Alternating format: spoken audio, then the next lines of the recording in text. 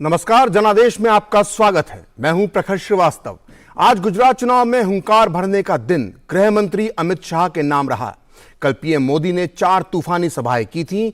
आज अमित शाह ने भी जनसभाओं की झड़ी लगा दी। आज जनादेश में हम आपको बताएंगे कि अमित शाह ने राहुल गांधी को क्यों दिया अयोध्या आने का न्योता। साथ ही जनादेश में आज हम मुलाकात करेंगे क्रिकेट स्टार रविंद्र जडेजा से, जिनकी धर्मपत्नी रिवाबा गुजरात के चुनावी मैदान में है। साथ ही आज जनादेश में मुलाकात होगी सूरत के फर्स्ट टाइम वोटर्स के साथ।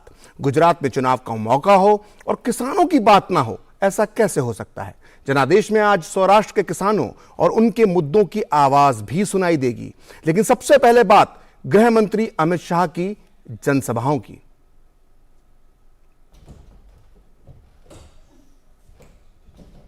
स्टार प्रचारकों से सची बीजेपी के चुनाव प्रचार की कमान आज गृह मंत्री अमित शाह ने संभाली। अमित शाह ने एक के बाद एक 4 जनसभा करके चुनावी हुंकार भरी।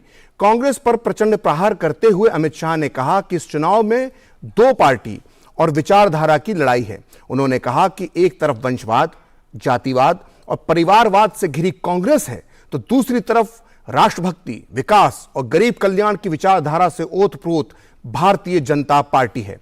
उन्होंने आरोप लगाया कि केंद्र और राज्य में कांग्रेस की सरकारों के दौरान दंगा कराने और भाई भाई को आपस में लड़ाने का काम किया जाता था, ताकि वोट बैंक को मजबूत किया जा सके। उन्होंने कहा कि 2004 से 2014 तक कांग्रेस के नेतृत्व वाली केंद्र सरकार ने 12 लाख करोड़ का घोटाला किया, जिससे जनता करहा उठी। यही नहीं, राम मंदिर को लेकर भी उन्होंने कांग्रेस नेता राहुल गांधी पर हमला किया। उन्होंने कहा कि 2014 में राहुल गांधी कटाक्ष करते थे कि मंदिर वहीं बनाएंगे पर तारीख नहीं बताएंगे। अमित शाह ने कटाक्ष के जवाब में राहुल गांधी को जनवरी 2024 में अयोध्या का टिकट कटाने का भी निमंत्रण दे दिया और बताया कि अयोध्या आकर गगनचुंबी राम मंदिर का निर्माण राहुल गांधी देखें।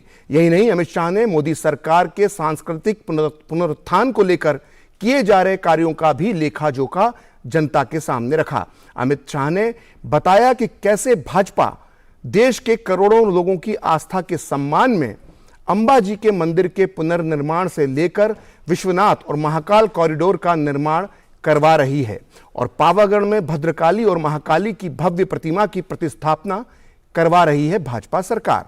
अमित शाह ने आज खेड़ा के महुदा, झालोड़, वागरा, नांदोड़ और नरोडा में सभाएं की। બે પાર્ટીઓ વચ્ચેની આ લડાઈ છે। એક બાજુ વંશવાદ, પરિવારવાદ, જાતિવાદ એનાથી ઘેરાયેલી કોંગ્રેસ અને બીજી બાજુ રાષ્ટ્રભક્તિ, વિકાસ અને ગરીબ કલ્યાણના રસ્તે નીકળેલી ભારતીય જનતા પાર્ટી, એ બેની વચ્ચે તમારે પસંદગી કરવાની છે મિત્રો। એ બેની વચ્ચે પસંદગી। માતાઓ, ભાઈઓ, બહેનો, કોંગ્રેસે અનેક વર્ષો સુધી આ દેશની અંદર રાજ કર્યું, આ રાજ્યમાં રાજ કર્યું। કોંગ્રેસના રાજમાં ગુજરાતમાં વિકાસ નતો દેખાતો। કોમી હુલ્લડો થતા, જાતિ જાતિ વચ્ચે, ભાઈ ભાઈ વચ્ચે લડાઈ લગાડવાનું કામ કર્યું અને હુલ્લડોમાં હંમેશા વોટ બેંકને મજબૂત કરવાનું કામ કર્યું। બહુ મોટા વર્ગને અન્યાય કરવાનું કામ આ કોંગ્રેસ પાર્ટીને એના મરત્યાઓએ કર્યું હતું। કોંગ્રેસનું રાજ હમણાં જ 8 વર્ષ પહેલા સુધી દિલ્હીમાં ચાલ્યું, 2004 થી 2014, પરંતુ કોંગ્રેસના રાજમાં આ 10 વર્ષની અંદર કોંગ્રેસના રાજમાં ગપલા, ઘોટાલા, ભ્રષ્ટાચાર, 12 લાખ કરોડના ઘોટાળા કર્યા મિત્રો। ગણતા ગણાય નહીં એટલા કૌભાંડો કર્યા। અને રાહુલ બાબા 2014 માં હું ભાજપનો અધ્યક્ષ હતો, મને ટોણા મારતા, કટાક્ષ કરતા કે મંદિર વहीं बनाएंगे तिथि नहीं बताई, तारीख नहीं बतावता। लो હવે કહી દઉં છું રાહુલ બાબા, આ મૌદાવાળાની હાજરીમાં જ કહી દઉં છું, 1 જાન્યુઆરી 2024 ની ટિકિટ કરાઈ લો, ત્યાં ગગનચુંબી રામ મંદિર તૈયાર હશે। આ ભારતીય જનતા પાર્ટીની સરકારે भारतीय जनता पार्टी नी सरकारे अंबाजीना करोसो सोनाना कर्या, काशी विश्वनाथ कॉरिडोर बनायो, एनी साथे साथे महाकाल कॉरिडोर बनायो, सोमनाथ सोनानु थाय अने पावागढ़ पर मजार हती एनी जग्याए भद्रकालीनी मां कालीनी भव्य मूर्ति बेसाडવાનું કામ।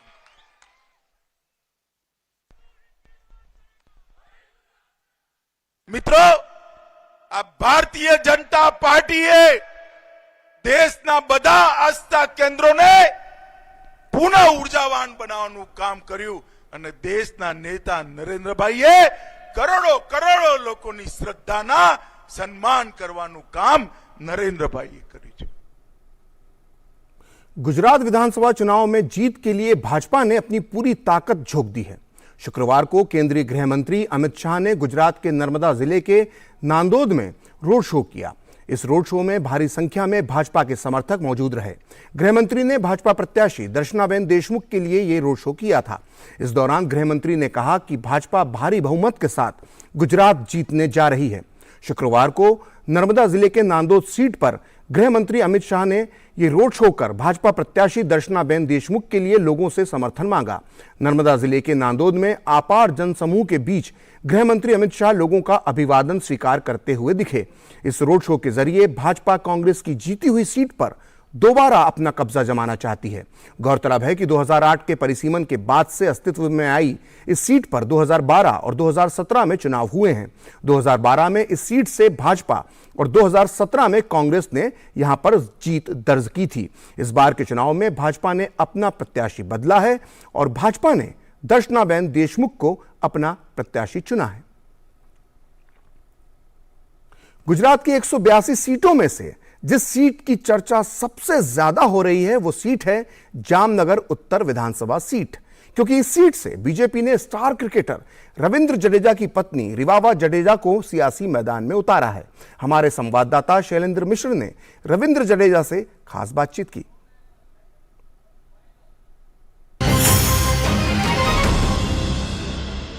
गुजरात विधानसभा चुनाव में जिस एक सीट की बहुत चर्चा है वो है जामनगर उत्तर।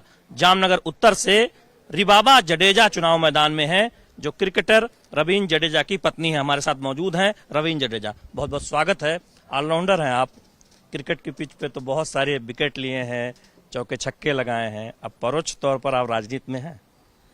नहीं, बिल्कुल ही, क्योंकि मन से तो मैं हूँ, क्योंकि मेरी वाइफ जो इलेक्शन लड़ रही है तो उसको मेरा फर्ज बनता है कि मैं पूरा सपोर्ट करूँ। जितना हो सके उतना मैं लोगों को मिलूं, लोगों को एक विश्वास दिखाऊं कि हम इधर काम करेंगे। उनको एक विश्वास आएगा कि भाई ये नए आए हैं, ये अगर जीतेंगे तो हमारे लिए क्या करेंगे। और सबको लगता है कि मेरी वाइफ सेलिब्रिटी की वाइफ है, बट वैसा मेरी वाइफ में कुछ भी नहीं है। वो अभी तक लास्ट 3 साल से इतने काम कर रही है कि गांव-गांव, जब छोटे छोटे गांव में भी वो जाती है तो वो एक एग्जाम्पल सेट कर रही है कि मैं कोई सेलिब्रिटी की वाइफ नहीं हूँ। हाँ ठीक है, वैसे तौर पे मैं सेलिब्रिटी की वाइफ हूँ, बट मेरे काम से, मेरी मेहनत से मैं कोई सेलिब्रिटी की वाइफ नहीं हूँ। तो वो लोगों के लिए एक अच्छा मैसेज है। आप कह रहे हैं कि वो पिछले 2-3 सालों से काफी सक्रिय हैं सामाजिक जीवन में। यहाँ पर जामनगर में बहुत सारे मैच लोगों ने देखे होंगे जब आप विकेट ले रहे होंगे या फिर चौके छक्के लगा रहे होंगे। आपकी पत्नी दर्शक दीर्घा में सपोर्ट में मौजूद रहती थी, काफी समय देती थी।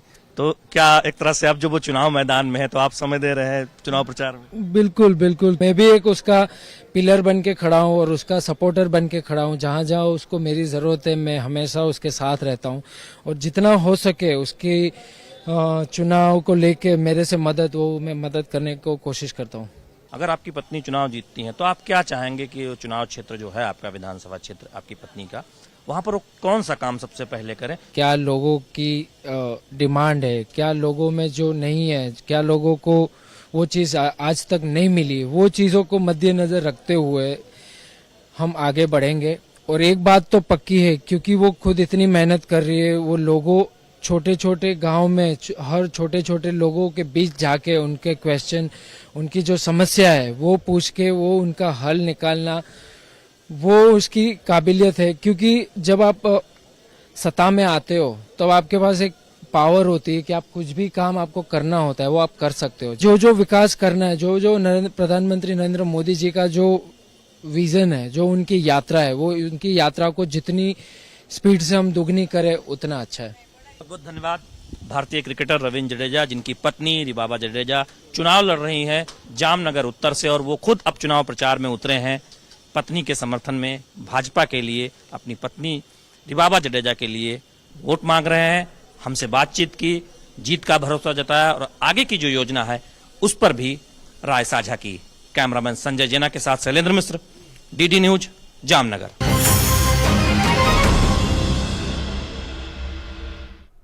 पूरे गुजरात में इन दिनों चुनावी माहौल है। अलग अलग पक्ष अपने अपने उम्मीदवारों को जिताने के लिए दिन रात मेहनत कर रहे हैं और इसी कड़ी में मतदाताओं तक पहुंचने के लिए बीजेपी ने आज सूरत के पश्चिम विधानसभा क्षेत्र में एक बाइक रैली का आयोजन किया। इस रैली में ज्यादातर ऐसी छात्राएं शामिल हुईं जो पहली बार मतदान करने वाली हैं। रैली में आई युवतियों ने बताया कि वो पहली बार मतदान करने को लेकर काफी जोश में हैं। इन युवतियों का मानना है कि प्रधानमंत्री मोदी ने पूरी दुनिया में भारत का नाम रोशन किया है। I am too much excited for voting because I appreciate for vote for Bhajapa and I am fan of Narendra Modi, so I also appreciate for vote for Bhajapa. Why Narendra Modi? Because I am fan of Narendra Modi and he is a very charming person and very handsome, so I like to vote for Narendra Modi. Excitement तो बहुत है, life में first time हो रहा है voting, तो मज़ा भी बहुत आ रहा है। पता नहीं है मतलब क्या करना है, हमें स्कूल में सिखाया तो है कि कैसे वोटिंग करते हैं, बट एक्सपीरियंस फर्स्ट टाइम लेंगे तो उसमें ज़्यादा मज़ा आएगा। मतलब ड्रेस पहन कर आप आई हो आज? हाँ, एक्साइटमेंट है भाजपा का। क्यों भाजपा की पसंद है? हमारे मोदी सर इतना अच्छा काम कर रहे हैं हमारे लिए, नारी सशक्तिकरण के लिए, स्टडीज़ के लिए, स्टूडेंट के लिए, इसलिए। मैं SIB को मैं स्टडी करती हूँ और हम सब ने रैली निकाली, हम सब छात्राओं ने रैली निकाली है। मोदी जी ने इतना अच्छा प्रचार दिया है तो हम मोदी जी को वोट देने के लिए सबको कहेंगे। गुजरात में चुनावी घमासान तेज है और ऐसे में बाजार में प्रचार सामग्री की बिक्री में भी गर्माहट नजर आ रही है। पिछले कई सालों से प्रचार सामग्री में भी काफी बदलाव आया है, लेकिन फिर भी पारंपरिक झंडे, खेस और टोपियों का जलवा कायम है। डीडी न्यूज की टीम सूरत में एक ऐसी दुकान पर पहुंची जो पिछले 30 सालों से चुनावी रंग बिखेर रही है।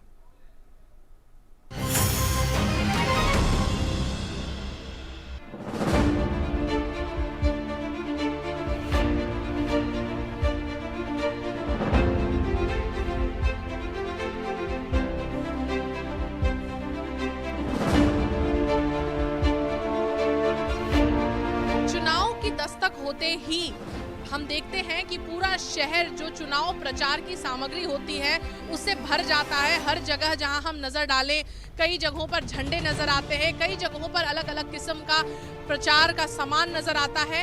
हर पार्टी अपने हिसाब से प्रचार सामग्री को यूज करती है और हम भी ये देखते हैं कि रैलियों में खासकर इसका बहुत बड़ा महत्व है। और ऐसे ही एक दुकान पर हम आए हैं और खासकर सबसे पहले देख सकते हैं कटआउट्स, यहाँ पर काफी सारे सभी जो स्टार प्रचारक हैं उनके जो कटआउट्स हैं वो नजर आ रहे हैं। और चूंकि चुनाव प्रचार ने अब तेजी पकड़ ली है तो इस सामग्री का जो एक तरीके से कहें तो बिक्री भी काफी ज्यादा बढ़ गई है। हर तरह की चीज यहाँ पर मौजूद है और स्टिकर से लेकर बैनर से लेकर हर किस्म की चीज, झंडों से लेकर स्लोगन से लेकर नारे जो हैं वो भी यहाँ पर नजर आ रहे हैं। और आपको ले चलते हैं इस जो दुकान है उनके जो इस दुकान को चलाते हैं, जो उनके मालिक हैं, उनसे बात करते हैं खास तौर पर।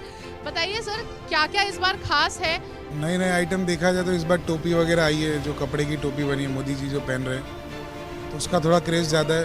कुछ गुजराती के मफलर बनाए हुए जिसमें गुजरात का नक्शा वगैरह, ऐसे 2-3 आइटम है ज़्यादा चल रही है। किस पार्टी का सामान दूसरी पार्टियों के सामान पर ज़्यादा भारी है? ज़्यादातर सबका प्रोपोर्शनली सही बिकता है, वैसे थोड़ा बीजेपी का ज़्यादा क्रेज़ रहता है, गुजरात है इसलिए। आपने समझिए 30-35 साल से ये काम शुरू किया हुआ है। अगर चुनाव के ट्रेंड देखें तो कब ज़्यादा बिक्री शुरू होती है? ये टिकट मिलने के बाद थोड़ा बहुत चलता है, फिर उसके बाद में फार्म भरते हैं, फिर फार्म रिटर्न होते हैं, उसके बाद में जो सिंबल मिलते हैं उसके बाद गिराकी चालू होती है। और फिर पिक टाइम जो आ जाता है, जैसे 4 दिन 5 दिन पहले रैली वैली निकालने के लिए, तो काफ़ी पिक टाइम रहता है। जैसे चुनाव बंद होता है 1 दिन पहले 5 बजे तक, तो उस रोज़ ज़्यादा रैली निकलती, तो उस रोज़ काफ़ी सेल होती है। आपने इतने साल से इस इंडस्ट्री को देखा है, तो क्या कहते हैं पहले क्या क्या चीज़ें बनती थी, अब कितनी चीज़ें नई आ गई हैं और क्या क्या अब लोग ज़्यादा इस्तेमाल करते हैं? पहले के मुकाबले कैसा बदला है ये पूरा चुनाव प्रचार का जो हम कहते हैं पूरा? पहले तो झंडा ज़्यादा से ज़्यादा बिकता था, वो भी सिलाई वाला झंडा बिकता था, दिल्ली में सिलता था वो झंडा 3 कलर में 2 कलर में। उसके बाद में डिजिटल का ये आने लगा, तो अब प्रिंट होने लगा, फिर सिल्क का झंडा बनने लगा। पहले रोटो का बनता था, अब सिल्क का बनने लगा। और उसके बाद तो काफ़ी फैंसी आइटम भी बनने लगे, जो डेली यूज में लेडीज़ के लिए जो भी चीज़ होती है वो भी बनने लगी है। जेंट्स के लिए भी जो डेली यूज में है वो कोटी है, लेडीज़ की कुर्ती है, श्रृंगार में जैसे मान लो बिंदिया भी मिलती है, हेयर बैंड भी मिलता है। कुछ यहाँ पर खरीदार भी मौजूद हैं, उनसे बात करते हैं। बताइए आप क्या खरीदने आए हैं, क्या खरीदने आए हैं? मैं भारतीय जनता पार्टी का टोपी, नरेंद्र मोदी जी का भारतीय गमछा, पेन, सारी सामग्री ले रहा हूँ। हम देख रहे हैं कि जोरदार प्रचार शुरू हो चुका है। स्टार प्रचारकों का भी जो एक तरीके से देखें तो उतरना मैदान में शुरू हो चुका है और उसी तरीके से उतनी ही ज्यादा चुनाव में जो इस्तेमाल होने वाली प्रचार सामग्री है वो भी बढ़ते जा रही है और वो भी ज़्यादा से ज़्यादा इस्तेमाल हो रही है। रैलियों की शोभा बढ़ाने के लिए इन सामग्रियों को इस्तेमाल किया जाता है और इनका सबसे बड़ा महत्व चुनाव प्रचार में खास तौर पर नजर आता है। कैमरा पर्सन संजीव के साथ मैं मेघना देव, डीडी न्यूज़, सूरत।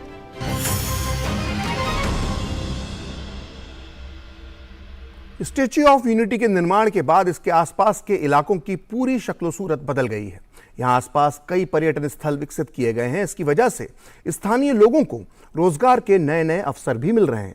आदिवासी बहुल इलाका होने के कारण मुख्यतः तड़वी, भील, वसावा समाज के लोगों को इसका खास लाभ मिला है।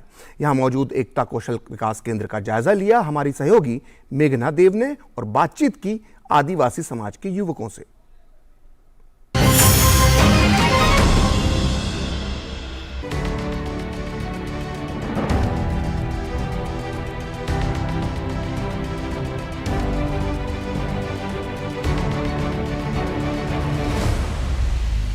हम मौजूद हैं अभी एकता स्किल डेवलपमेंट सेंटर में।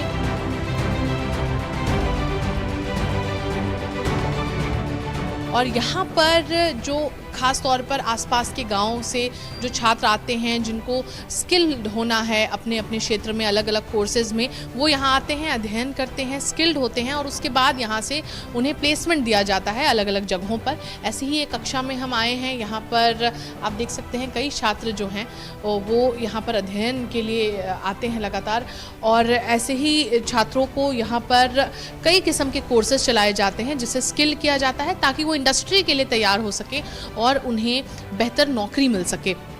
विनय जी, आपसे बात करना चाहेंगे, चूंकि आप प्रोजेक्ट मैनेजर हैं, किस किस किस्म के प्रोजेक्ट चल रहे हैं और कितने युवाओं को यहाँ पर स्किल किया? हमारे यहाँ पर जो है वो कुल मिलाकर 10 प्रकार के अलग अलग कोर्सेज चलाते हैं, जिसमें 30 दिन के हैं, 45 दिन के हैं, 90 दिन के हैं।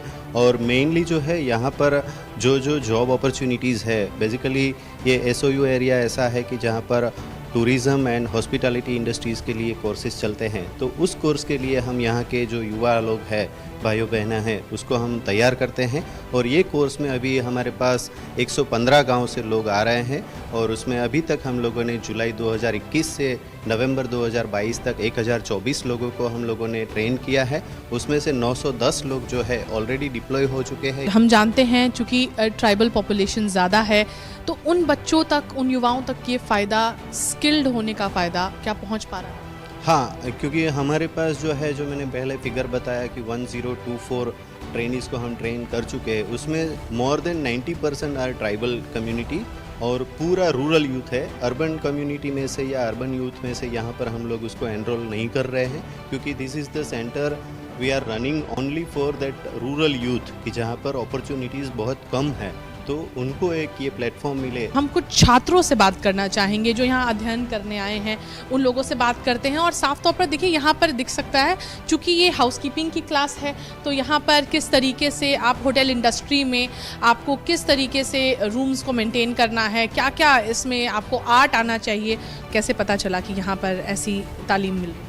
हमारे गांव के बच्चे जो हमारे फ्रेंड है जो हमारे आगे वहाँ ये क्रॉस करके गए हैं यहाँ पे, उन लोगों ने हमको बताया यहाँ पे ऐसी ट्रेनिंग दी जाती है, उसके उन लोगों ने बताया और हम यहाँ पे ट्रेनिंग के लिए आए हैं। स्टैचू ऑफ यूनिटी आने से कुछ आप लोगों को अपॉर्चुनिटी नज़र आ रही है या अभी भी और चीज़ें बननी या होनी बाकी? हाँ, वैसे तो जॉब की सुविधा हो रही है अभी, और भी ज़्यादा हो जाए तो थोड़ा अच्छा रहेगा।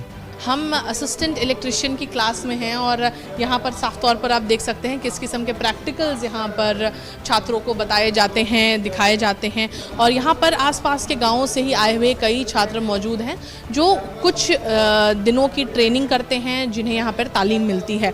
उनसे बात करते हैं और उनके बारे में और जानते हैं। ये बताइए कि ये सेंटर के बारे में कैसे पता चला और क्यों आपने ये कोर्स ज्वाइन? मेरा फ्रेंड ने बताया कि वहाँ अच्छी तरह ट्रेड चल रहा है इलेक्ट्रिशियन का, वहाँ ज्वाइन करने जाओगे और तुम्हें अच्छा तरह के पढ़ाते हैं और प्रैक्टिकल और अच्छे तरह के पढ़ाई भी चल रहा है। ऐसे किसी को नौकरी मिली है यहाँ से आपके दोस्तों को? हाँ, मिली है नौकरी, मेरा 2-3 फ्रेंड ने मिली है। क्या सोचकर यहाँ आए हैं और यहाँ पर जो अध्ययन चल रहा है क्या भविष्य देखते हैं? जी मैम, पहले तो हमारे गांव से 5-6 जन आते थे और उसको देख के हम भी यहाँ पे एडमिशन किया है। हाँ, और अच्छी तरह से प्रैक्टिकल और थियरी चल रही है, आगे जाके हम भी नौकरी लगेंगे ऐसा हम सोचते हैं। यहाँ पर ट्रेनिंग लेने आए हैं, स्किल होने आए हैं, क्या सोचते हैं, क्या फ्यूचर देखते हैं? फ्यूचर मतलब मेरा इलेक्ट्रिकल असिस्टेंट है, तो मैं चाहूँगा कि यहाँ पे मेरी जॉब लगे यहाँ पे लाइटिंग या वगैरह। और चुनाव आ रहे हैं, आप भी वोट डालेंगे, क्या मुद्दे रहेंगे आपके वोट डालने के लिए? किस किस्म का यहाँ पर नर्मदा में आप देखते हैं, क्या आपके मुद्दे? मेरा मानना ये है कि अगर जो नेता अच्छा काम कर रहा है मैं उसे ही वोट दूँ, मतलब जो नेता कुछ नहीं कर रहा उसे मैं नहीं वोट दूँ। तो यहाँ पर क्या लगता है, काम हुआ है पिछले कुछ सालों में? चूँकि स्टैचू ऑफ यूनिटी बनने के बाद पहला चुनाव ये। हाँ, यहाँ पे स्टैचू ऑफ यूनिटी बनने के बाद बहुत सारा ऐसा डेवलपमेंट हुआ है, मतलब भाजपा सरकार ने अच्छा काम किया है। तो ये यहाँ के आसपास नर्मदा में जितने गांव हैं उनमें से आए हुए कई छात्र जो यहाँ पर अपने स्किल, अपने कौशल विकास के लिए अध्ययन कर रहे हैं, उन्होंने अपने मुद्दे बताए और उन्होंने ये बताया कि किस तरीके से स्टैचू आने के बाद उनके जीवन में थोड़ा बदलाव आया है और रोज़गार के जो ऑप्शंस हैं, अपॉर्चुनिटीज़ हैं, वो उन्हें अब मिल रहे हैं। जनादेश में अभी वक्त है एक छोटे से ब्रेक का, आप देखते रहिए डीडी न्यूज। फूल वाला, केटरिंग वाला, बैंड वाला, ये लो भाई। बैंड बजेगी पापा, अगर गड़बड़ हुई तो गए पैसे। अरे नहीं रे, बैंक संभाल लेगा। कैसे? मैंने पॉजिटिव पे सिस्टम पे रजिस्टर किया है। बैंक को चेक्स और बेनिफिशियरीज की जानकारी दे दी है। बैंक चेक करेगा, जांच करेगा, डिटेल्स मैच नहीं तो क्लियरेंस नहीं। अच्छा, लाइए मुझे दीजिए। फोटो वाला, लाइट वाला, मंडप वाला। आरबीआई कहता है जानकार बनिए, सतर्क रहिए। बिल्कुल सही कह रहे हैं। गुजरात चुनाव बिना किसानों की बात के अधूरा है। सौराष्ट्र के किसान तय करते हैं कि गुजरात की गद्दी पर कौन बैठेगा। किसानों से अमरेली में बात की हमारे सहयोगी नीरज सिंह ने और जाना क्या सोच रहा है चुनावों को लेकर सौराष्ट्र का किसान।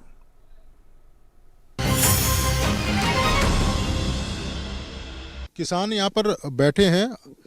पिछले 4-5 सालों में कितना बदलाव आपको देखने को मिल रहा है इस इलाके में और किसानों की कैसी स्थिति है अभी? अभी तो बहुत सारा बदलाव है। पहले के सुविधा में अभी रोड रास्ते पक्के होने से अपना माल जो है वो मंडी तक सही तरह से पहुंच जाता है।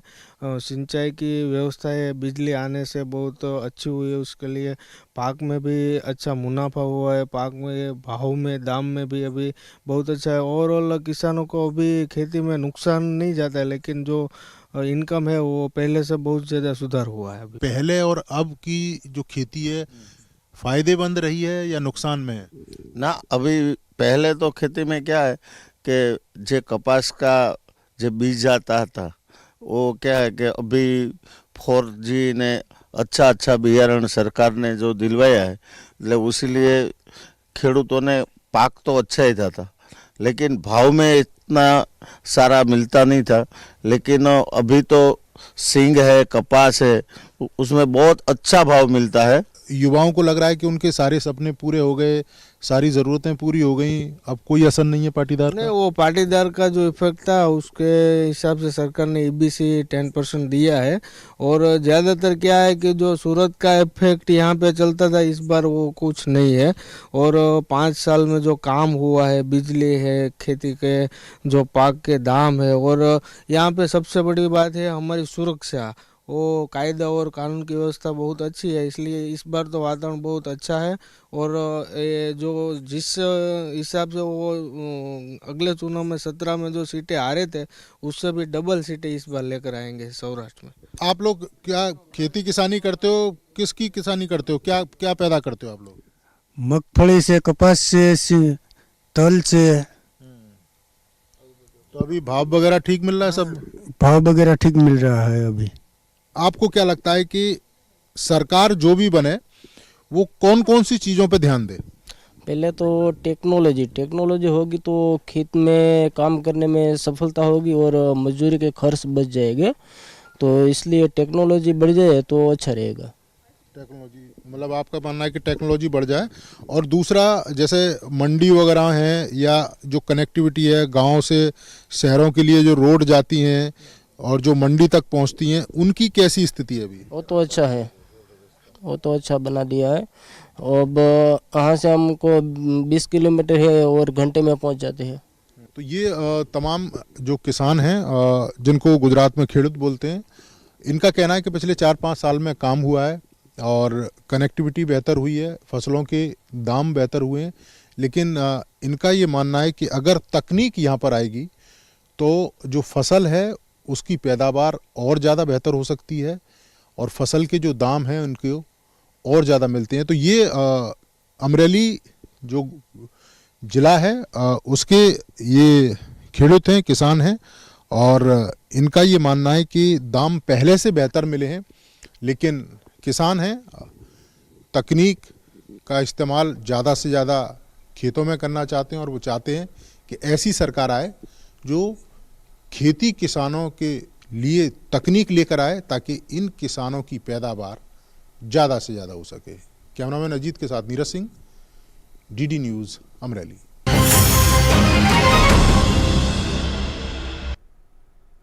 चुनाव पर हमारे इस खास कार्यक्रम जनादेश में आज इतना ही। फिलहाल हमारी पूरी टीम को दीजिए अनुमति। नमस्कार।